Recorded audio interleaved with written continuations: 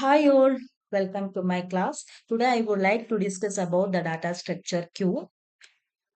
The contents are introduction about Q and different operations on Q and how to represent a Q. We can represent a Q by using array and linked list. After that, what are the different types of queues? That is circular queues, D queues and priority queues. After that, applications of queues. You know what is mean by a data structure? A data structure is a particular way of organizing data in a computer so that it can be used efficiently. ഒരു കമ്പ്യൂട്ടറിൽ particular വേയിൽ data organise ചെയ്യാനുള്ള ഒരു വേ ആണ് data structure എന്ന് പറയുന്നത്. അതുകൊണ്ട് തന്നെ അത് എഫിഷ്യൻലി നിങ്ങൾക്ക് യൂസ് ചെയ്യാൻ കഴിയുന്നതാണ്.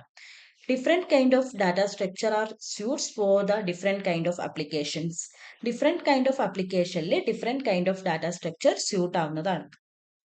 Basically, data structure are two types, that is primitive data types and non-primitive data types.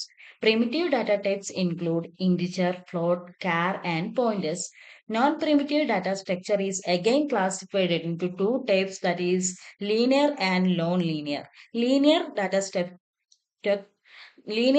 structure are array, linked list, stack and queue.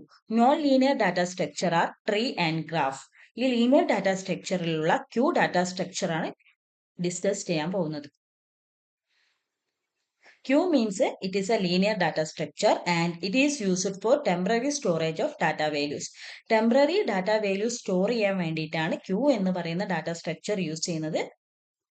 ഇതൊരു ലീനിയർ ഡാറ്റ സ്ട്രക്ചർ ആണ്.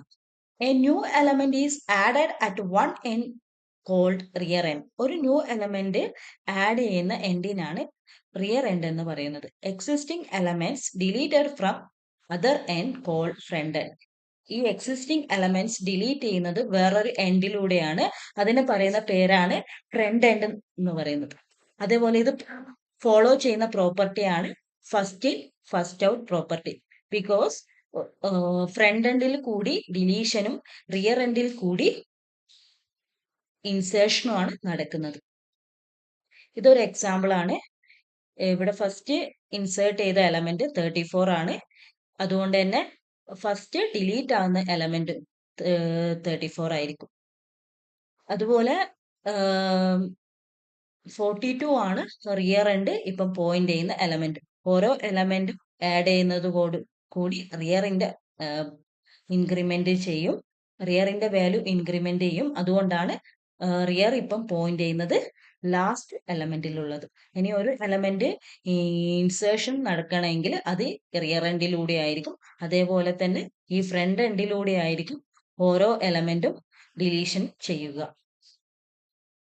അതേപോലെ തന്നെ ക്യൂവിന് രണ്ട് ഓപ്പറേഷൻസ് ആണുള്ളത്, ഇൻസേർഷനും ഡിലീഷൻ. ഫസ്റ്റ് ഓപ്പറേഷൻ ഡിസ്കസ് ചെയ്യാം. Insertion, അതായത് ഒരു ക്യൂവില് ഒരു എലമെന്റിനെ പ്ലേസ് ചെയ്യുന്നതിനെയാണ് ഇൻസേർഷൻ അല്ലെങ്കിൽ എൻ ക്യൂ എന്ന് പറയുക. Placing an item in a queue is called insertion or enqueue, which is done at the end of the queue called rear. Rear എൻഡിൽ കൂടിയാണ് ഇൻസേർഷൻ പോസിബിൾ ആവുന്നത്. Here is an example.